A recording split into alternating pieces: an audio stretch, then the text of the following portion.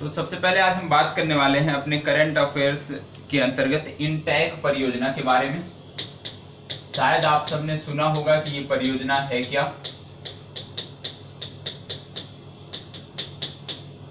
अब ये परियोजना है क्या, ये न्यूज में है, किस लिए न्यूज में है अभी बात करते हैं। अब इंटैक परियोजना है क्या, इसके बारे में हमें पता होना चाहिए। चर्चा में क्यों है अगर इसकी बात करें तो इसके लिए आप जानते हैं जो इंटैक है ये एक प्रकार का है आर्किटेक्चुरल हेरिटेज है। ये जो है INTACH architectural heritage, INTACH architectural heritage नाम से एक संस्था है जिसका कार्य क्या है कि जो हमारे पुराने इमारत है, जो हमारी पुरानी विरासत है, जो हमारे भवन हैं, उनको संरक्षित करना, उनको प्रमोट करना इस संस्था का काम है, जिसका नाम है इंटैक आर्टिकल्चर हेरिटेज। तो इसके माध्यम से क्या किया जाता है, जो पुरानी हमारी संस्थाएं हैं उनको संरक्षित किया जाता है, जो पुरानी हमारी विरासतें हैं, ऐतिहासिक विरासतें हैं, उनको संरक्षित किया जाता है और उनके प्रमोशन के लिए कार्यक्रम चलाए जाते हैं। फंडिंग भी यही संस्था देती है। ये चर्चा में क्यों है, क्योंकि एक स्थान है सप्तपाटन। ये स्थान पड़ता है, नाम है सप्तपाटन। ये जो स्थान है सप्तपाटन ये है उड़ीसा में। कहां से संदर्भित है, उड़ीसा में है। और यहाँ पे खुदाई हुई थी, सप्तपाटन नामक स्थान पे जब खुदाई हुई थी तो यहाँ पे गोपीनाथ देव को समर्थित, गोपीनाथ देव वहां पे पूजा की जाती है उड़ीसा में, इनकी भगवान के रूप में मानते हैं लोग। तो गोपीनाथ देव की सप्तपाटन नामक स्थान पे इंटैक आर्किटेक्चुरल हेरिटेज जो संस्था है इसके द्वारा जो है खुदाई की गई और वहां पे सप्तपाटन नामक स्थान पे गोपीनाथ देव की एक मंदिर प्राप्त हुआ है। गोपीनाथ देव को समर्पित मंदिर की प्राप्ति हुई है। तो आपसे ये पूछा जा सकता है कि इंटैक परियोजना क्या है। तो इंटैक परियोजना आपने समझ लिया क्या है कि ये जो पुरानी विरासतें हैं हमारी उनको संरक्षित करती है, उनको किस तरह से प्रमोट किया जाए, किस तरह से पर्यटन स्थल के रूप में विकसित किया जाए, उसके लिए ये संस्था कार्य करती है। और इसी के द्वारा ही सप्तपाटन नामक स्थान पे खुदाई हो रही थी, उड़ीसा में खुदाई हो रही थी, जहां पर गोपीनाथ देव से संदर्भित एक मंदिर की प्राप्ति हुई है। तो आर्ट एंड कल्चर से जुड़ा हुआ प्रश्न है, आपकी परीक्षा के लिए पूछा जा सकता है। अब सबसे पहली बात है कि खुदाई कहां पे हो रही थी। तो ये जो खुदाई है ये महानदी की घाटी में हो रही थी, महानदी की घाटी में हो रही थी। और जब महानदी की घाटी में हो रही थी तो यहां से आपको जो महानदी है वो भी आपकी परीक्षा के लिए महत्वपूर्ण हो गया है। अब आपसे ये भी पूछा जा सकता है, ये भी प्रश्न बन सकता है कि जो महानदी है किन राज्यों में होकर बहती है, किन राज्यों में, विशेष रूप से किन राज्यों को सिंचित करती है। तो महानदी के बारे में बात करें तो जो महानदी है ये छत्तीसगढ़ और उड़ीसा, ये दो प्रमुख राज्य हैं जिनको सिंचित करती है। तो छत्तीसगढ़ और उड़ीसा में होकर महानदी बहती है और महानदी आपकी परीक्षा के लिए जो है महत्वपूर्ण है। इसके अतिरिक्त हम बात कर लें, इस नदी पर एक डैम बना हुआ है जो कि आपकी परीक्षा के लिए बहुत ही महत्वपूर्ण है। और ये स्वतंत्र भारत का एक प्रकार से देखा जाए, जब भारत आजाद हुआ था उसके बाद जो कोई डैम परियोजना बनी थी, जो पहली डैम परियोजना बनी थी उससे ये संदर्भित है। नाम है इसका हीराकुड, हीराकुंड नहीं हीराकुड नाम है इसका, हीराकुड डैम। किस नदी पर है, महानदी पर है। तो महानदी का जो रीजन है ये आपके लिए चर्चा में है। उड़ीसा जो है, उड़ीसा जो राज्य है, इस संदर्भ से इंटैक परियोजना से आपकी परीक्षा के लिए उड़ीसा भी महत्वपूर्ण हो जाता है। और आपको बता दूं कि ये जो सप्तपाटन स्थान जहां पे खुदाई हुई है यहीं पर एक वन्य जीव अभ्यारण्य भी पड़ता है। और आपसे ये वन्य जीव अभ्यारण्य भी पूछा जा सकता है, क्योंकि आप करंट अफेयर्स में देखते होंगे जो भी वन्य जीव अभ्यारण्य पूछे जाते हैं, जो भी राष्ट्रीय उद्यान पूछे जाते हैं, वो वही पूछे जाते हैं जो आपके समसामयिक संदर्भों में कहीं ना कहीं चर्चा में रहते हैं। तो जैसे आप वन्य जीव अभ्यारण्य की बात करें, राष्ट्रीय उद्यान की बात करें, टाइगर प्रोजेक्ट की बात करें, या जो हमारे टाइगर प्रोजेक्ट के अंतर्गत जो भी राष्ट्रीय उद्यान लिए गए हैं जहां पे प्रोजेक्ट टाइगर चलाया गया है, तो वो कौन से पूछे जाते हैं आपकी परीक्षा के लिए, वो वही पूछे जाते हैं जो समसामयिक पिछले एक वर्ष में, पिछले 6 महीने में चर्चा में रहते हैं। तो यहाँ पे पड़ता है सतकोसिया, नाम आपने सबने सुना होगा, सतकोसिया टाइगर रिजर्व। ये जो नदी है ये सतकोसिया टाइगर रिजर्व से होकर बहती है। तो सतकोसिया टाइगर रिजर्व भी आपको पता होना चाहिए कि कहां पर है, उड़ीसा में है, ये चीज आपको पता होना चाहिए। अब उड़ीसा में मंदिर मिला है, उड़ीसा में मंदिर मिला है। किससे संदर्भित है मंदिर जो है, वो मंदिर जो है संदर्भित है हमारे गोपीनाथ देव से। तो जो मंदिर हैं उड़ीसा के वो भी आपकी परीक्षा के लिए महत्वपूर्ण हो जाते हैं। तो आइए देख लेते हैं कि उड़ीसा में कौन से ऐसे महत्वपूर्ण मंदिर हैं जो हमारी परीक्षा के लिए महत्वपूर्ण है, जो हमारी परीक्षा में पूछे जा सकते हैं। तो उड़ीसा की यदि हम मंदिरों की बात करें तो यहाँ पे सबसे पहला आता है राजा रानी मंदिर, ये पूछा भी जाता है, राजा रानी मंदिर। और दूसरा आप जानते होंगे जगन्नाथ मंदिर, राजा रानी मंदिर, जगन्नाथ मंदिर। इसके अतिरिक्त आता है गुडिंचा मंदिर। ये सारे उड़ीसा से संदर्भित मंदिर हैं, उड़ीसा से संबंधित मंदिर हैं जो आप सबकी परीक्षा के महत्वपूर्ण है। और सबसे महत्वपूर्ण कोणार्क सूर्य मंदिर। और कोणार्क सूर्य मंदिर इसलिए भी महत्वपूर्ण हो गया क्योंकि ये जो मंदिर है ये अब 100% सौर ऊर्जा से संचालित हो रहा है। ये जो मंदिर है हमारा कोणार्क सूर्य मंदिर, ये 100% सौर ऊर्जा से संचालित होने वाला मंदिर है। तो इसके बारे में भी आपको पता होना चाहिए। इसके अतिरिक्त यहाँ पे 2 मंदिर और भी हैं। एक है मुक्तेश्वर मंदिर। मुक्तेश्वर मंदिर जो है बहुत ही प्राचीन मंदिर है और इसको बोला जाता है कि ये 10वीं शताब्दी से संदर्भित है। 10वीं शताब्दी में इसका निर्माण किया गया था। तो मुक्तेश्वर मंदिर और लिंगराज मंदिर, ये कुछ मंदिर हैं जो आपको पता होना चाहिए, क्योंकि परीक्षा में यूपीएससी की बात करें तो यूपीएससी में भी मंदिरों के नाम देके, राज्यों के नाम देके मैचिंग में पूछ लिया जाता है। तो इसके लिए आप सबको तैयार रहना होगा इस तरह के प्रश्नों के लिए। और उड़ीसा की बात करें तो जो बेसिक चीजें हैं शायद आपको लगता है कि परीक्षा के लिए महत्वपूर्ण नहीं है, तो कोई बात नहीं, लेकिन भारत के नागरिक होने के नाते आपको पता होना चाहिए प्रत्येक राज्य के मुख्यमंत्री कौन है, राज्यपाल कौन है, ये आपको पता होना चाहिए। तो उड़ीसा के जो मुख्यमंत्री हैं इनका नाम है नवीन पटनायक और यहाँ के राज्यपाल हैं गणेशी लाल। ये 2 चीजें आपको प्रत्येक राज्य के लिए पता होनी चाहिए, इसमें कोई कमी नहीं होनी चाहिए। इसके अतिरिक्त यदि हम बात करें उड़ीसा की, तो उड़ीसा जो हमारा राज्य है आप जानते हैं इसकी राजधानी है भुवनेश्वर, सब जानते होंगे। और उड़ीसा जो राज्य है ये भारतीय हॉकी को प्रायोजित करता है। भारतीय जो हॉकी है पुरुष और महिला दोनों को ये प्रायोजित करता है। प्रायोजित का मतलब ये होता है कि जैसे जब हॉकी का टूर्नामेंट होता होगा आप देखते होंगे, या क्रिकेट का उदाहरण ले लीजिए, तो आप जो क्रिकेट के प्लेयर जो है जो टी शर्ट पहनते हैं उस पे आप देखते होंगे एप्को, पहले इसके पहले सहारा होता था। तो प्रायोजक जो होते हैं, मतलब आपको जैसे इस समय बाइजू है, इंडियन क्रिकेट का जो प्रायोजक है वो बाइजू IAS है। तो बाइजू के बारे में आप टी शर्ट पे देखते होंगे फ्रंट पे लिखा रहता होगा। तो उसी तरह से यदि हॉकी का आप टी शर्ट देखेंगे, आप देख सकते हैं गूगल सर्च करके किसी भी प्लेयर का, तो वहां पे उड़ीसा राज्य लिखा रहता होगा। उड़ीसा मतलब इंडियन जो हॉकी है उसको उड़ीसा राज्य प्रायोजित कर रहा है। और जैसे ये हॉकी शब्द आया तो यहां से कुछ आपको याद आना चाहिए। क्या एक खिलाड़ी है, नाम है रानी रामपाल। ये क्यों महत्वपूर्ण है? रानी रामपाल आपकी परीक्षा के लिए क्यों महत्वपूर्ण है? क्योंकि ये इंडियन क्रिकेट जो इंडियन हॉकी टीम है, महिला हॉकी टीम, उसकी क्या है, कैप्टन है।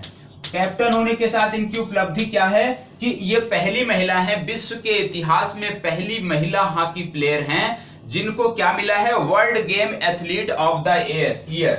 क्या मिला है पुरस्कार? World game athlete of the year. पहली महिला है जिनको world game athlete of the year मिला है, पहली हॉकी प्लेयर है विश्व की, इसलिए रानी रामपाल का नाम आपको पता होना चाहिए। इसके अतिरिक्त जो रानी रामपाल है इनका नाम जो है दिया गया है, लिस्ट दिया गया है। अभी राजीव गांधी जो पुरस्कार होते हैं उनकी घोषणा नहीं की गई है खेल पुरस्कारों की, तो इनका नाम वहां पे भेजा गया है हॉकी की तरफ से। तो हो सकता है आगे इनको राजीव गांधी खेल रत्न पुरस्कार भी मिले। तो जब भी अपडेट होगा वो हम आपको बताएंगे, लेकिन इतना पता होना चाहिए कि world game athlete of the year है रानी रामपाल। इसके अतिरिक्त आप जानते हैं भारत का जो सर्वोच्च पुरस्कार होता है, जैसे भारत रत्न की बात करें, पद्मश्री की बात करें, पद्म विभूषण की बात करें, तो इनमें से भी इनको एक पुरस्कार मिला है। वो कौन सा पुरस्कार मिला है? इनको दिया गया था पद्मश्री। पद्मश्री पुरस्कार भी इनको मिला है। तो इसलिए ये खिलाड़ी जो है रानी रामपाल, ये आपकी परीक्षा के लिए महत्वपूर्ण है। और आप जब भी कोई परीक्षा देते होंगे तो आप देखते होंगे खेल से जुड़े हुए लोग पूछे जाते हैं कि ये व्यक्ति या ये महिला किस खेल से संदर्भित है। तो महिला या व्यक्ति जो पूछे जाते हैं वो जो ऐसे इसी तरह के कोई पुरस्कार जिनको राष्ट्रीय स्तर पे या अंतरराष्ट्रीय स्तर पर मिले होते हैं या उन दिनों चर्चा में होते हैं, तो ऐसे ही प्लेयर आपकी परीक्षा में पूछे जाते हैं और आप सबको इसके लिए तैयार रहना होगा। तो याद रखना है आपको रानी रामपाल के बारे में। आगे बात करते हैं हम अपने दूसरे टॉपिक की। तो तो आप जानते होंगे कि इस समय भारत और चीन सीमा पर विवाद चल रहा है, और विवाद के चलते एक सड़क है, इसका नाम है दारबुक सियोक, सबने पढ़ा भी होगा, सुना भी होगा, और शायद दौलत बेग, यह है दारबुक सियोग दौलत बेग ओल्डी सड़क।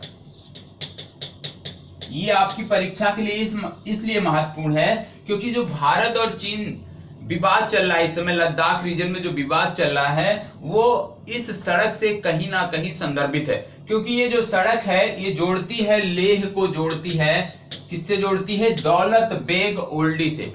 तो लेह को दौलत बेग ओल्डी से जोड़ने वाली जो ये सड़क है, वर्तमान समय में ये सीमा विवाद का एक प्रमुख कारण है, जो आप तनाव इस समय देख रहे होंगे। कहां से संदर्भित हो गया? लेह से हो गया, तो ये रीजन हो गया आपका लद्दाख। और जैसे ही आप लद्दाख पहुंचे, आपको कुछ चीजों के बारे में पता होना चाहिए, कुछ जनजातियों के बारे में पता होना चाहिए जो आपकी परीक्षा के लिए महत्वपूर्ण है और लद्दाख से संदर्भित है। तो इसके लिए सबसे पहले आपको बता दूं, एक जनजाति है, एक समुदाय है जिसको बोलते हैं चांगपा समुदाय। ठीक है, यह परीक्षा में इसलिए पूछा जा सकता है क्योंकि ये चर्चा में है। तो मैचिंग में 2-4 जनजातियों के नाम देके आपसे पूछे जा सकते हैं कौन सा किस राज्य से संदर्भित है।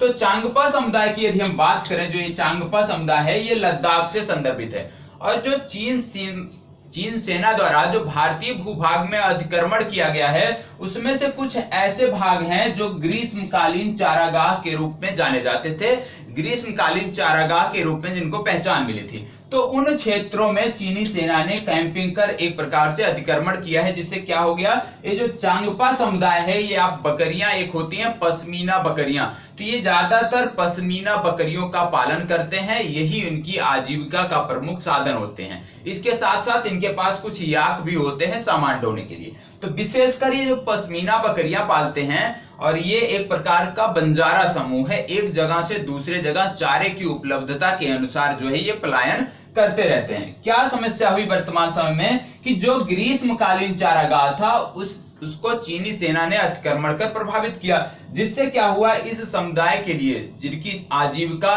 पश्मीना बकरियों पर ही निर्भर है, तो इनको समस्या हो रही। क्यों समस्या हो रही?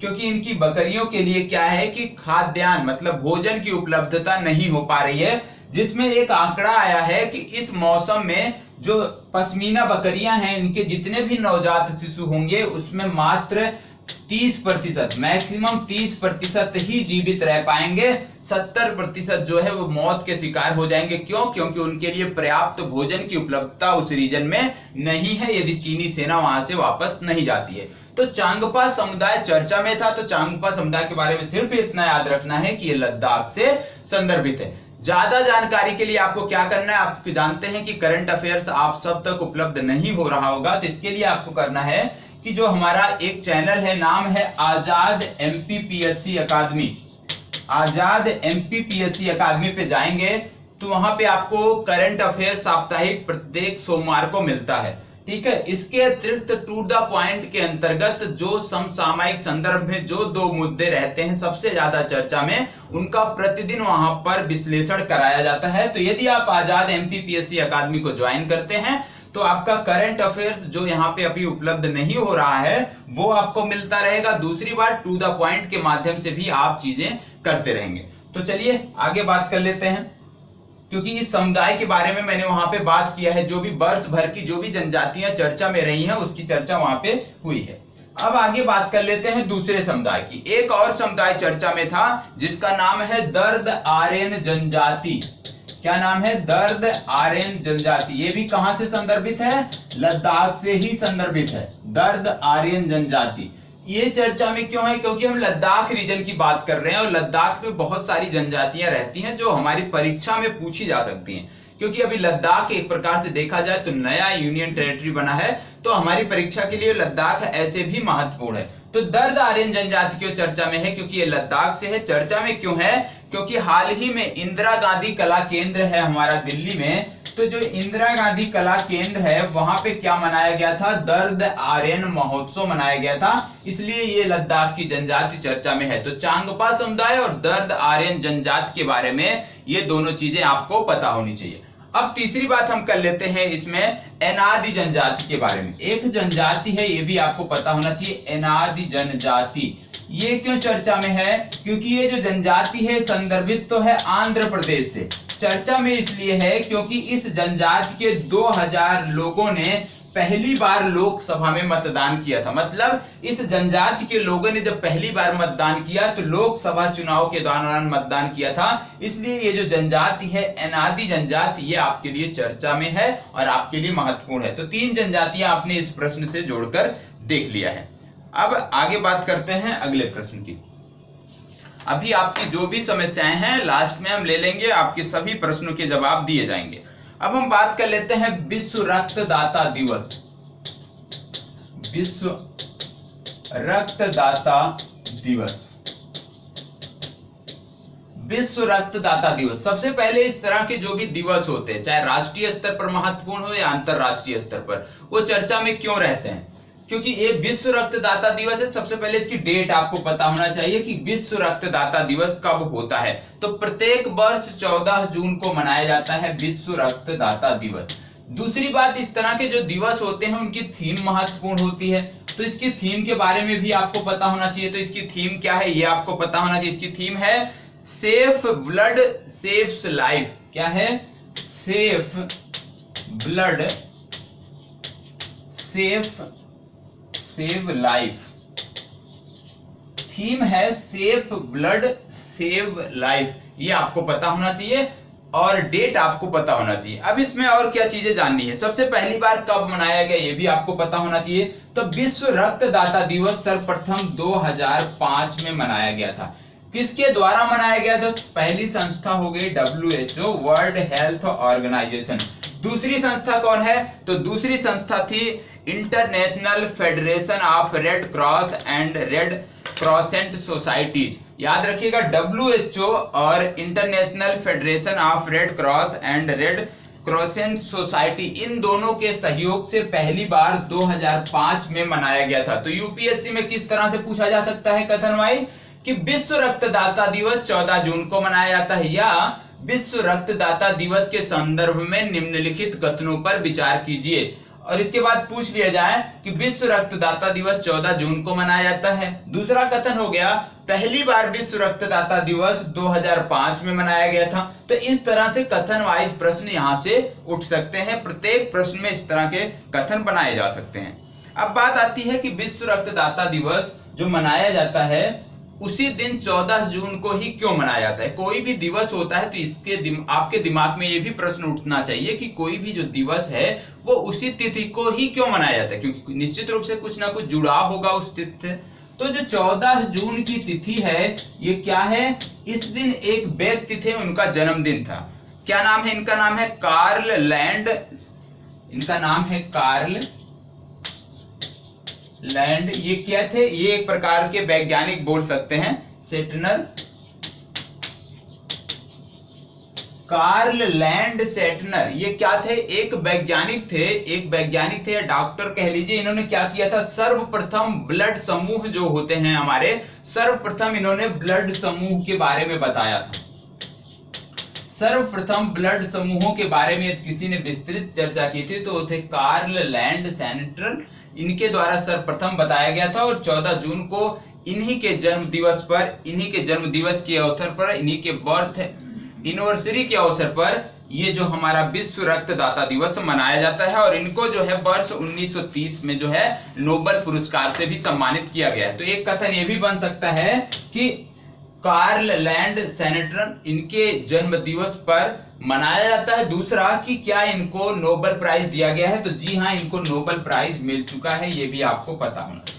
ठीक है, तो विश्व रक्तदाता दिवस से संबंधित यदि कोई भी प्रश्न पूछा जाएगा तो निश्चित रूप से आपका गलत नहीं होगा, क्योंकि आपने जान लिया कि कब मनाया जाता है, पहली बार कब मनाया गया था, कौन सी संस्थाएं मनाती हैं, दूसरी चीज कि किसके जन्म दिवस के अवसर पर मनाया जाता है। तो इससे ज्यादा प्रश्न विश्व रक्तदाता दिवस से नहीं बन सकते हैं। ठीक है, अगली बात हम कर लेते हैं आरोग्य पथ की। एक नया मुहिम चालू किया गया है, ऐप चालू किया गया, इसका नाम आरोग्य पथ। यह है क्या? अभी तक आरोग्य सेतु तो सुना होगा, विवादित भी रहा है। अब आरोग्य पथ है क्या? सबसे पहले इसको CSIR द्वारा चलाया गया है। CSIR के अंतर्गत निर्देशन में इसको संचालित किया जा रहा है। आरोग्य पथ है क्या? आप जानते हैं कि वर्तमान समय में कोविड-19 के चलते जो हमारी स्वास्थ्य व्यवस्था है उसमें बहुत तरह की समस्याएं देखने को मिल रही हैं, और जो हमारी स्वास्थ्य व्यवस्था है बुरी तरह से एक प्रकार से देखें तो चरमरा गई है, क्योंकि किसी भी हॉस्पिटल में यदि आप देखें तो कोविड-19 के ही मरीजों का देखभाल इलाज किया जा रहा है। अन्य तरह की जो गंभीर बीमारियां हैं उनके लिए लोग एक जगह से दूसरे जगह भटक रहे हैं, फिर भी समुचित इलाज नहीं हो पा रहा है। तो इससे क्या है कि राष्ट्रीय स्वास्थ्य देखभाल आपूर्ति श्रृंखला पोर्टल है ये, मतलब इसके द्वारा आप इस श्रृंखला से जुड़कर, इस पोर्टल से जुड़कर आप स्वास्थ्य सेवाएं जो आपको अभी तक मुहैया नहीं हो पा रही है कोविड-19 के दौरान, उसका लाभ उठा सकते हैं। तो आरोग्य पथ क्या है? राष्ट्रीय स्वास्थ्य देखभाल आपूर्ति श्रृंखला पोर्टल है। इसके बारे में आपको पता होना चाहिए। यह एक वेब आधारित समाधान प्रणाली है जिसका उद्देश्य है वास्तविक समय पर महत्वपूर्ण स्वास्थ्य आपूर्ति व्यक्तियों तक सुनिश्चित की जा सके। इसके बाद यदि हम बात करें कि समस्या क्या है, आप जानते हैं कि कोविड-19 के अलावा भारत में सबसे ज्यादा मौतें कैंसर से होती हैं। कैंसर, टीबी, हेपेटाइटिस, ऐसे बहुत सारी बीमारियां हैं जिनसे लोगों की असामयिक मौतें होती हैं। उस रेशियो में कोविड-19 से मौतें देखने को भारत में नहीं मिल रही हैं। फिर भी क्या हो रहा है कि वर्तमान समय में ये जो गंभीर बीमारियों वाले लोग हैं इनका कहीं भी समुचित ढंग से इलाज नहीं हो पा रहा है, और ये एक बहुत बड़ी समस्या है। इसी के लिए इस पोर्टल का शुभारंभ किया गया था। इसमें जितनी जानने वाली बात थी उतनी मैंने आप तक पहुंचाई है, आप तक रखी। अब हम बात कर लेते हैं, आप जानते हैं भारत नेपाल सीमा पर भी विवाद चल रहा है इस समय, और अभी हाल ही में गोलाबारी भी हुई थी, मतलब आपसी संघर्ष यहाँ भी देखने को मिल रहा है भारत नेपाल सीमा पर। और अभी हाल ही में क्या किया है नेपाल सरकार ने, अभी तक तो एक प्रस्ताव ही लाए थे वो 3 मुद्दों के लिए। कौन कौन से जो हमारे थे? लिपुलेख, काला पानी और लिम्पियाधुरा, इन 3 क्षेत्रों के लिए इन्होंने एक अध्यादेश पारित किया था, जिसके माध्यम से इन्होंने बोला था कि ये जो है हमारे हिस्से हैं, हमारे मैप में इनको शामिल करना है। शामिल कर भी दिया था, उसके बाद ही विवाद बढ़ा था। तो अब क्या हो गया कि अब संविधान की जो 3री अनुसूची है, नेपाल के संविधान की जो 3री अनुसूची है, वहां पर संशोधन किया गया है और वहां पर इससे संबंधित कुछ मुद्दों को रखा गया है। और अब चर्चा में इसलिए आ जाता है क्योंकि ये जो लिपुलेख है, लिपुलेख, दूसरा है हमारा काला पानी, तीसरा जो विवादित स्थान है उसका नाम है लिम्पियाधुरा।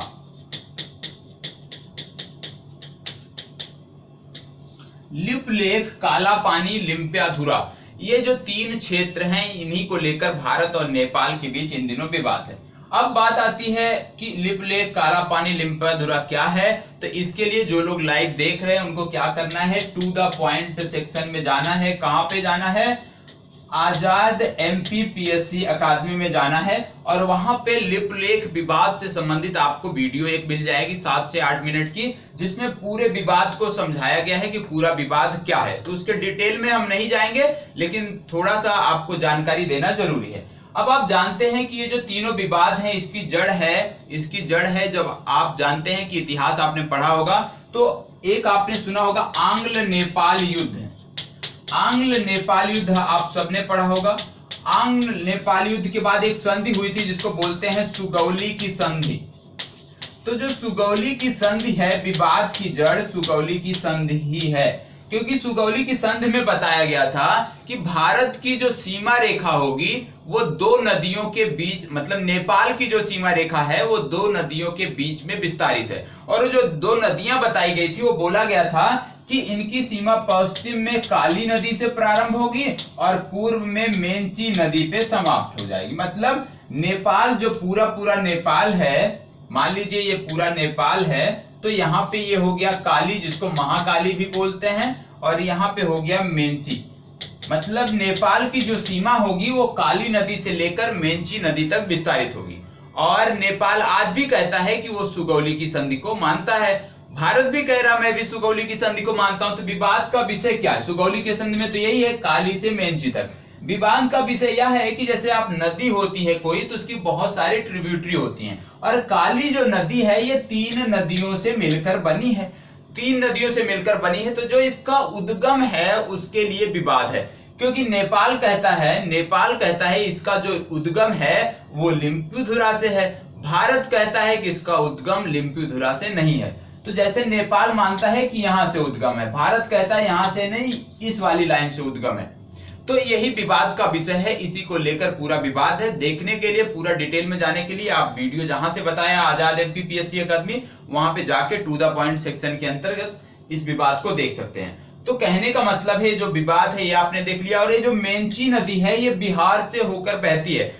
बिहार में एक स्थान है किशनगंज, तो किशनगंज से होकर ये नदी बहती है, ये आपको पता होना चाहिए। ठीक है, तो मेंची नदी आपके लिए महत्वपूर्ण है। और नदी जोड़ो परियोजना के अंतर्गत भी मेंची का नाम आता है, तो वो भी आपको पता होना चाहिए कि कौन सी नदी मेंची से जोड़ी जा रही है। अब आगे हम बात कर लेते हैं भारत नेपाल से संबंधित कुछ चीजों के बारे में। तो आप सबसे पहले जानते हैं भारत और नेपाल के बीच दक्षिण एशिया की पहली क्रॉस बॉर्डर पाइपलाइन जो बिछ रही है उसको बोलते हैं मोतिहारी से अमलेखगंज के बीच बिछ रही है। तो ये आपसे पूछा जा सकता है मोतिहारी से कहां तक, अमलेखगंज तक, कि दक्षिण एशिया की पहली क्रॉस बॉर्डर पाइपलाइन कहां से किन दो क्षेत्रों को जोड़ती है, मोतिहारी से अमलेखगंज को जोड़ती है। दूसरी बात है कि अभी हाल ही में जब नेपाल के प्रधानमंत्री भारत आए थे तो क्या हुआ था कि भारत और नेपाल के बीच जो इंटीग्रेटेड चेक पोस्ट होते हैं, इंटीग्रेटेड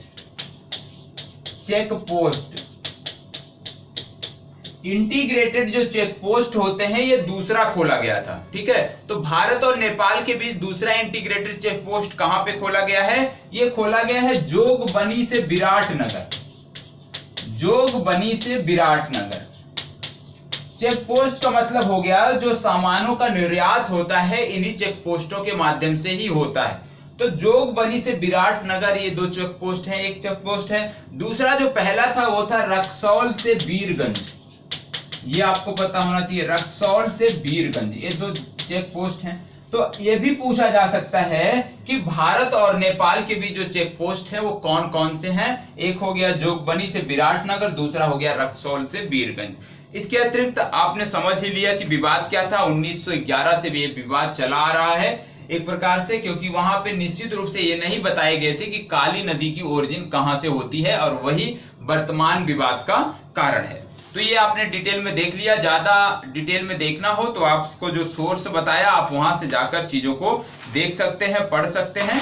और यदि किसी को यहाँ पे जैसे मान लीजिए रुक कर चल रहा होगा नेट, यदि आपकी समस्या है आज के दिन करंट अफेयर्स के लिए, तो ये करंट अफेयर्स आपको एमपीपीएससी चैनल पर रात्रि तक मिल जाएगा, वहां से आप देख सकते हैं। अब बात कर लेते हैं चैलेंजर गर्त की, इसकी काफी चर्चा हो रही है। चैलेंजर गर्त, भाई अंतरिक्ष में सब जाते हैं, बहुत सारे लोग अंतरिक्ष में गए, लेकिन अब चैलेंजर गर्त में जाने की होड़ लग गई है लोगों के बीच में। जैसे आप जानते होंगे अंतरिक्ष के लिए लगातार अंतरिक्ष यात्री जो है जाते रहते हैं, तो अब इसके लिए समस्या है। तो इसके लिए क्या किया जाए, क्या इसमें पढ़ना है, चैलेंजर गर्त में क्या पढ़ना है उसके बारे में देखते हैं। सबसे पहली एक महिला है, इनका नाम है काथी सुल्लीवन। क्या नाम है, काथी सुल्लीवन। ये जो महिला हैं ये अंतरिक्ष में भी जा चुकी हैं, अमेरिका की महिला हैं, और अब इन्होंने एक प्रकार से कह दें तो चैलेंजर गर्त की यात्रा की, मतलब चैलेंजर गर्त में इन्होंने जाकर अपना रिसर्च किया, एक प्रकार से अपना कीर्तिमान स्थापित किया। तो इनका नाम याद होना चाहिए कि कौन सी महिला भी हाल ही में चैलेंजर गर्त में गई थी, काथी सुल्लीवन, ये हाल ही में चैलेंजर गर्त में गई थी। ये पहली महिला है, चैलेंजर गर्त में जाने वाली पहली महिला है, और ओवरऑल देखा जाए तो ये 5वीं व्यक्ति, मतलब इनसे पहले 4 लोग और भी चैलेंजर गर्त में जा चुके हैं। तो ये नाम आपको पता होना चाहिए। जब चैलेंजर गर्त की बात आती है, आपने सुना होगा मारियाना ट्रेंच, तो मारियाना ट्रेंच जो है उसी को चैलेंजर डीप या चैलेंजर गर्त कहा जाता है। अब आपका होमवर्क क्या बनता है कि आप जाकर तुरंत देखें इस वीडियो के देखने के बाद कि मारियाना ट्रेंच ये है कहां पे, विश्व के मैप में मारियाना ट्रेंच आपको कहां पे जाके मिलेगा। यदि आपने यही इतना ही पढ़ लिया कि काथी सुल्लीवन मारियाना ट्रेंच में जाने वाली पहली महिला हैं, तो आपका यूपीएससी में इससे प्रश्न नहीं हल होने वाला, क्योंकि यूपीएससी में कथन वाइज प्रश्न पूछे जाते हैं।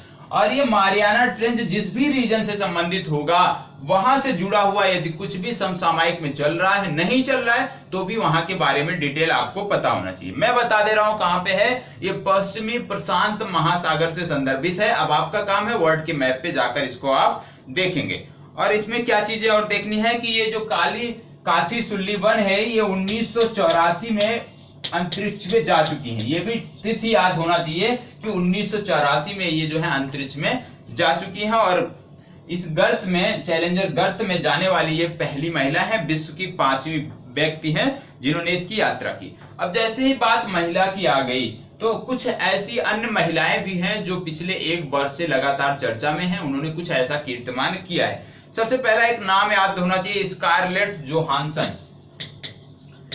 स्कारलेट जोहानसन, इनका नाम इसलिए याद होना चाहिए कि ये जो एक अभिनेत्री हैं और विश्व में सर्वाधिक कमाई करने वाली अभिनेत्री हैं। विश्व में सर्वाधिक कमाई करने वाली अभिनेत्री कौन है? Scarlett Johansson. तो इस वर्ष जो भी एग्जाम होंगे सब में इनका नाम पूछा जा सकता है। दूसरा है अपर्णा कुमारी, भारतीय हैं, इनके बारे में तो जरूर सुना होगा आपने, नहीं सुना है और यूपीएससी की तैयारी कर रहे हैं तो फिर गलत है, फिर आप जो है पढ़ नहीं रहे हैं। अपर्णा कुमारी ये जो है आईपीएस हैं।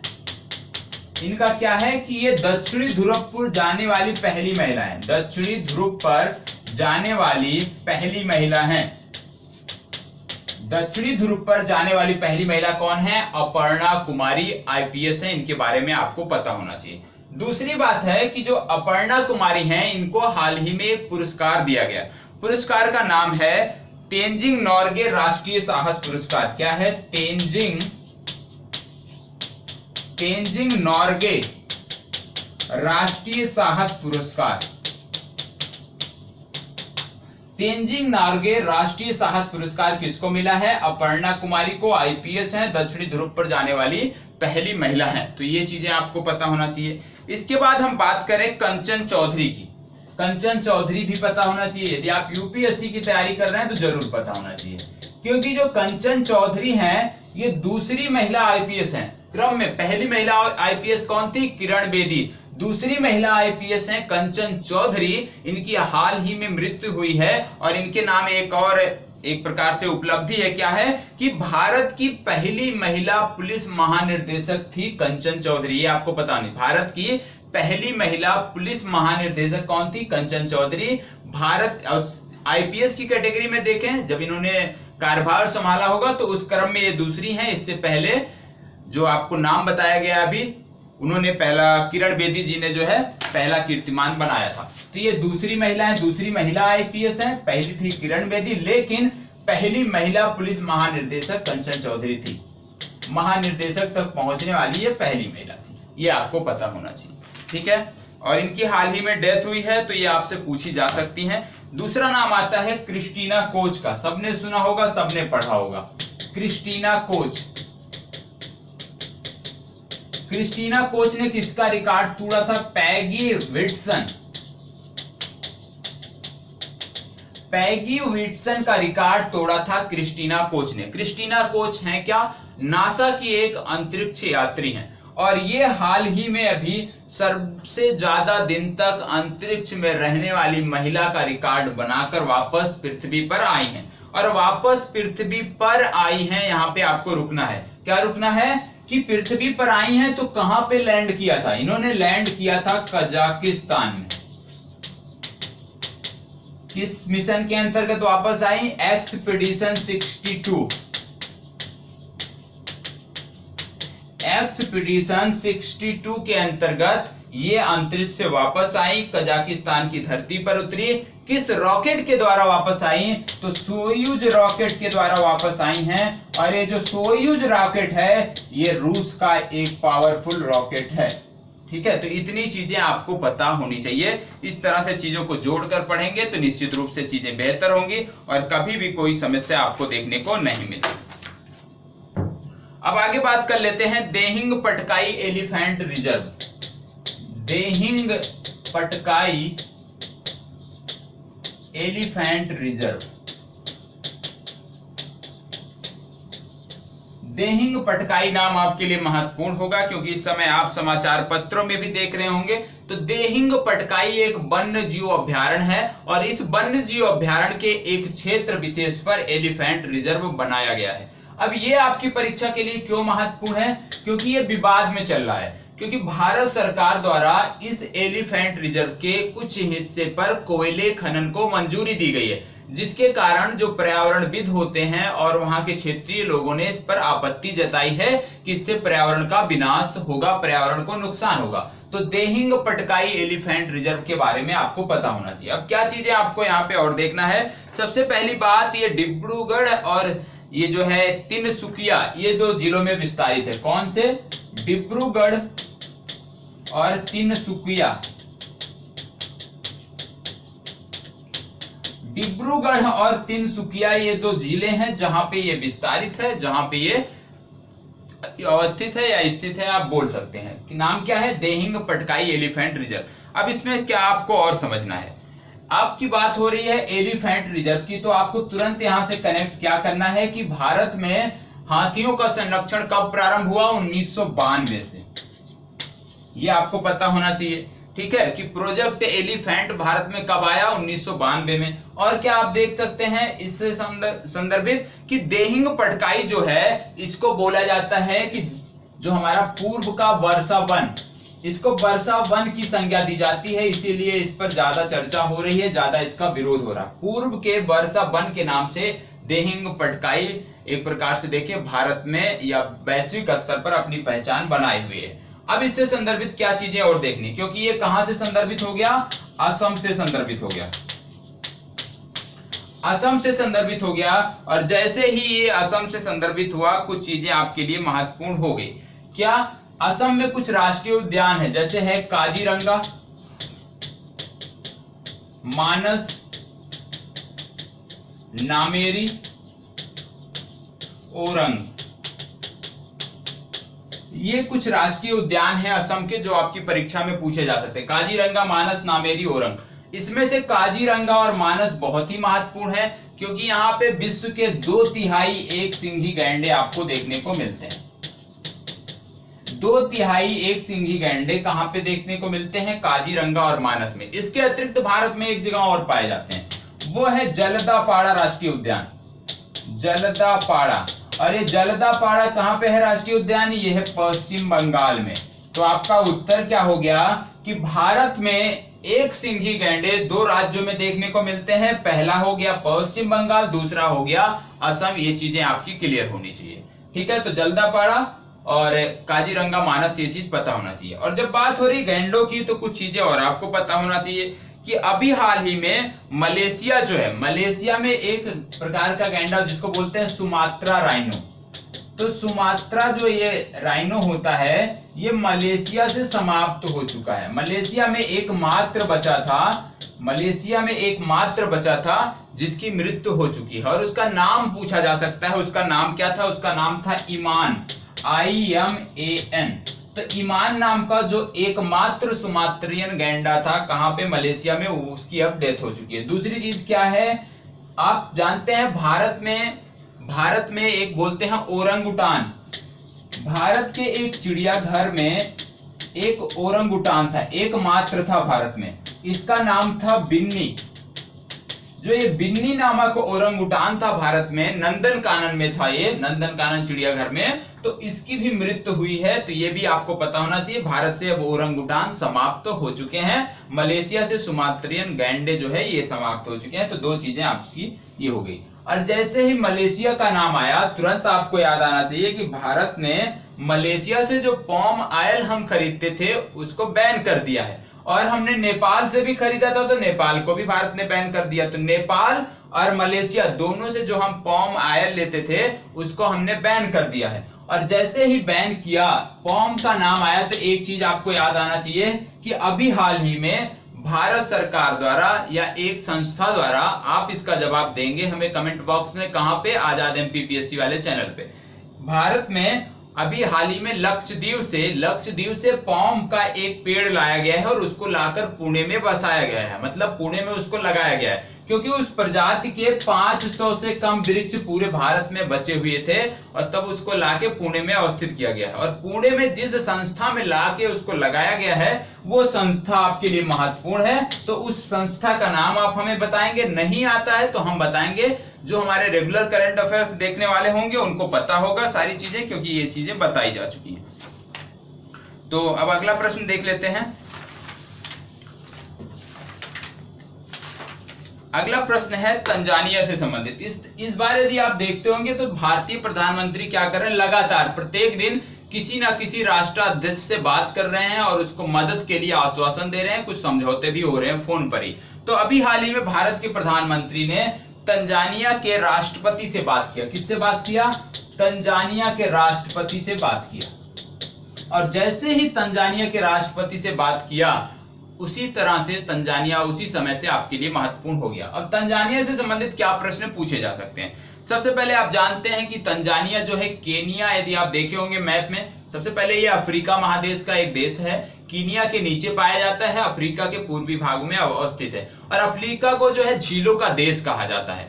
तो झीलों का देश कहा जाता है तो अफ्रीका की जो झीलें हैं वो महत्वपूर्ण है। तंजानिया से जो दो महत्वपूर्ण ऐसी झीलें हैं जो सीमा बनाती हैं, एक का नाम है टेंगानिका, दूसरी है विक्टोरिया। और ये नाम तो सबने सुना होगा यदि आप यूपीएससी की तैयारी कर रहे हैं। तो आपसे प्रश्न क्या बन सकता है इससे जुड़ा हुआ कि विक्टोरिया झील से कौन कौन से देश सीमा बनाते हैं, या टेंगानिका झील से कौन कौन से देश सीमा बनाते हैं। एक का मैं बता दे रहा हूं, दूसरे का आप कमेंट बॉक्स में जवाब देंगे।